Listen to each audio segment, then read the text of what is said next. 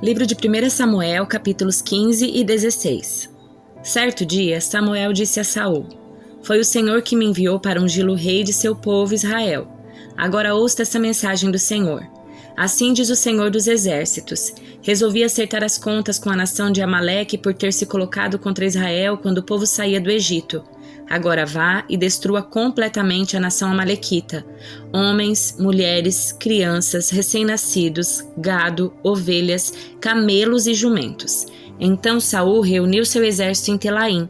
Havia 200.000 soldados de Israel e 10.000 homens de Judá. Em seguida, Saul e o exército foram à cidade dos amalequitas e armaram uma emboscada no vale. Saul mandou este aviso aos queneus: Afastem-se de onde vivem os amalequitas para que não morram com eles, pois vocês demonstraram bondade a todos os israelitas quando eles saíram do Egito. Então os queneus saíram do meio dos amalequitas. Saul atacou e derrotou os amalequitas desde Avilá até Sur, a leste do Egito. Capturou Agag, o rei amalequita, e destruiu completamente todo o povo. Saul e seus homens pouparam a vida de Agag, bem como o melhor das ovelhas, do gado, dos bezerros gordos e dos cordeiros. Destruíram apenas o que não tinha valor ou que era de qualidade inferior. Então o Senhor disse a Samuel: Arrependo-me de ter colocado Saul como rei, pois ele se afastou de mim e se recusou a obedecer às minhas ordens. Samuel ficou tão frustrado ao ouvir essas palavras que clamou ao Senhor a noite toda. Na manhã seguinte, bem cedo, Samuel foi procurar Saul. Alguém lhe disse: Saul foi para a região do Carmelo, onde levantou um monumento para si próprio. Depois seguiu para Gilgal. Quando Samuel finalmente o encontrou, Saul o cumprimentou com alegria. Que o Senhor o abençoe, disse Saul. Cumpri as ordens do Senhor. Samuel perguntou: Então o que é esse balido de ovelhas e esse mugido de bois que estou ouvindo? Saul respondeu: É verdade que os soldados pouparam o melhor das ovelhas e dos bois que pertenciam aos amalequitas, mas eles vão sacrificá-los ao Senhor seu Deus. Quanto ao resto, destruímos tudo. Então Samuel disse a Saul: Basta! Ouça o que o Senhor me disse na noite passada. O que foi? Perguntou Saul. Samuel respondeu: Embora a seus próprios olhos você se considerasse insignificante, não se tornou o líder das tribos de Israel? Sim, o Senhor ungiu o rei sobre o povo. Então o Senhor o enviou numa missão e disse: Vá e destrua completamente aqueles pecadores, os amalequitas. Lute contra eles até exterminá-los. Por que você não obedeceu ao Senhor? Por que tomou apressadamente os despojos e fez o que era mal aos olhos do Senhor? Mas eu obedeci ao Senhor, insistiu Saul. Cumpri a missão de que ele me encarregou. Trouxe o rei Agag, mas destruí todos os outros amalequitas. Então meus soldados trouxeram o melhor das ovelhas e dos bois, bem como o melhor dos despojos, a fim de sacrificá-los ao Senhor, seu Deus, em Gilgal. Samuel respondeu: O que agrada mais o Senhor? Holocaustos e sacrifícios ou obediência à voz dele? Ouça, a obediência é melhor que o sacrifício, e a submissão é melhor que ofertas de gordura de carneiros. A rebeldia é um pecado tão grave quanto a feitiçaria, e persistir no erro é um mal tão grave quanto adorar ídolos. Assim como você rejeitou a ordem do Senhor, ele rejeitou você como rei. Então Saul confessou: Sim, pequei. Desobedeci às suas instruções e à ordem do Senhor, pois tive medo do povo e fiz o que eles exigiram. Agora imploro que perdoe meu pecado e volte comigo para que eu possa adorar ao Senhor. Samuel, porém, respondeu: Não voltarei com você. Uma vez que você rejeitou a ordem do Senhor, ele o rejeitou como rei de Israel. Quando Samuel se virou para ir embora, Saul tentou detê-lo segurando a barra do seu manto que se rasgou. Então Samuel lhe disse: Hoje o Senhor rasgou de você o reino de Israel e o entregou a outro, alguém melhor que você. E aquele que é glória de Israel não mente nem se arrepende, pois não é ser humano para se arrepender. Saul implorou novamente: Sei que pequei, mas por favor, pelo menos honre-me diante das autoridades do meu povo e diante de Israel ao voltar comigo, para que eu possa adorar ao Senhor seu Deus. Por fim Samuel concordou e voltou com ele, e Saul adorou ao Senhor. Então Samuel disse: Traga-me Agag, rei dos amalequitas. Agag veio cheio de esperança, pois pensou: Com certeza a ira dele já passou e fui poupado. Mas Samuel disse: Assim como sua espada matou os filhos de muitas mães, agora sua mãe ficará sem o filho. E Samuel cortou Agag em pedaços diante do Senhor em Gilgal. Depois Samuel foi para Ramá, e Saul voltou para casa em Gibeá, sua cidade. Até o dia em que morreu, Samuel não voltou a ver Saul, embora sempre lamentasse o que aconteceu com ele. E o Senhor se arrependeu de ter estabelecido Saul como rei de Israel. O Senhor disse a Samuel: Você já lamentou o suficiente por Saul. Eu o rejeitei como rei de Israel. Agora enche uma vasilha com óleo e vá a Belém. Procure um homem chamado Jessé que vive ali, pois escolhi um dos filhos dele para ser rei. Como posso fazer isso? Perguntou Samuel. Se Saul ficar sabendo, me matará.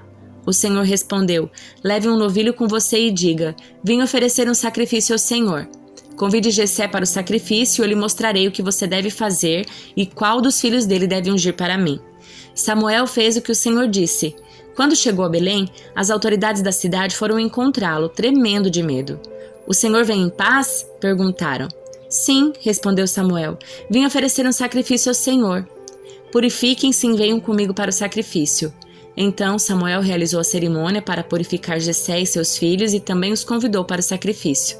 Quando chegaram, Samuel olhou para Eliabe e pensou: Com certeza esse é o homem que o Senhor ungirá. O Senhor, porém, disse a Samuel: Não o julgue pela aparência nem pela altura, pois eu o rejeitei. O Senhor não vê as coisas como o ser humano as vê. As pessoas julgam pela aparência exterior, mas o Senhor olha para o coração. Então Jessé chamou seu filho Abinadab e o levou até Samuel. Ele, porém, lhe disse: Não foi este que o Senhor escolheu. Em seguida Jessé chamou Simeia, mas Samuel disse: Também não foi esse que o Senhor escolheu. Da mesma forma, todos os 7 filhos de Jessé foram apresentados a Samuel, mas Samuel disse a Jessé: O Senhor não escolheu nenhum deles. Então Samuel perguntou: São estes todos os seus filhos? Jessé respondeu: Ainda tenho o mais novo, mas ele está no campo tomando conta do rebanho. Mande chamá-lo, disse Samuel. Não nos sentaremos para comer enquanto ele não chegar. Jessé mandou chamá-lo. Era um jovem ruivo, de boa aparência e olhos bonitos, e o Senhor disse: É este. Levante-se e unja-o com óleo. Enquanto Davi estava entre seus irmãos, Samuel pegou a vasilha com óleo que havia trazido e ungiu. A partir daquele dia, o Espírito do Senhor veio poderosamente sobre Davi. Depois disso, Samuel voltou a Ramá. O Espírito do Senhor se retirou de Saul, e o Senhor enviou um espírito maligno que o atormentava. Os servos de Saul lhe disseram: Um espírito maligno enviado por Deus está atormentando o Senhor. Permita que procuremos um bom músico para tocar harpa sempre que o espírito o afligir. Ele tocará música para acalmar o Senhor e o fará sentir-se melhor. Está bem, respondeu Saul. Encontrem alguém que saiba tocar bem e tragam-no para cá. Um dos servos disse a Saul: Um dos filhos de Jessé de Belém sabe tocar harpa. Além disso, é um rapaz corajoso, apto para ir à guerra e tem bom senso. Também é moço de boa aparência e o Senhor está com ele. Então Saul enviou mensageiros a Jessé para lhe dizer: Envie-me seu filho Davi, o pastor de ovelhas. Jessé enviou Davi a Saul e com ele mandou um jumento carregado de pão, um cabrito e uma vasilha de couro cheia de vinho. Davi se apresentou a Saul e começou a servi-lo. Saul gostou muito de Davi e o tornou seu escudeiro. Então Saul enviou uma mensagem a Jessé pedindo: Deixe que Davi continue a meu serviço, pois estou muito satisfeito com ele. Assim, sempre que o espírito maligno enviado por Deus afligia Saul, Davi tocava a harpa. Saul se sentia melhor e o espírito se retirava dele. Salmos de número 64. Ó Deus, ouve minha queixa. Protege-me das ameaças dos meus inimigos. Esconde-me das tramas dessa multidão perversa, do tumulto dos que praticam o mal. Eles afiam a língua como a espada e apontam palavras amargas como flechas. De emboscadas atiram nos inocentes, atacam de repente sem medo algum. Animam uns aos outros a fazer o mal e planejam como preparar armadilhas em segredo. Quem nos verá? Perguntam. Enquanto tramam seus crimes, dizem: criamos o plano perfeito. Sim, o coração e a mente do ser humano são astutos. Deus, porém, os atingirá com suas flechas e repentinamente os derrubará. A própria língua os levará à ruína, e todos os que virem balançarão a cabeça em desprezo. Quando isso acontecer, todos temerão, proclamarão as obras de Deus e entenderão o que ele faz. Os justos se alegrarão no Senhor, e nele encontrarão refúgio, e os que têm coração íntegro o louvarão. Carta aos Romanos, capítulo 10.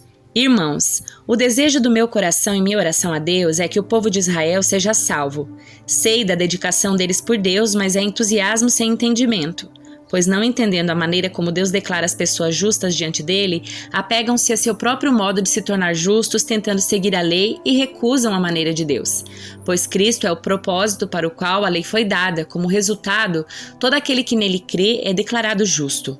Moisés escreve que o modo pelo qual a lei torna alguém justo exige obediência a todos os seus mandamentos, mas o modo pelo qual a fé torna alguém justo diz: não diga em seu coração, quem subirá ao céu, para trazer Cristo para a terra, e não diga: quem descerá ao lugar dos mortos para trazer Cristo de volta à vida. Na verdade diz: a mensagem está bem perto, está em seus lábios e em seu coração, e essa mensagem é a mesma que anunciamos a respeito da fé. Se você declarar com sua boca que Jesus é o Senhor e crer em seu coração que Deus o ressuscitou dos mortos, será salvo. Pois é crendo de coração que você é declarado justo e é declarando com a boca que você é salvo.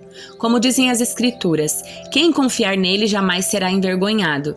Nesse sentido, não há diferença entre judeus e gentios, uma vez que ambos têm o mesmo Senhor que abençoa generosamente todos os que o invocam. Pois todo aquele que invocar o nome do Senhor será salvo. Mas como poderão invocá-lo se não crerem nele?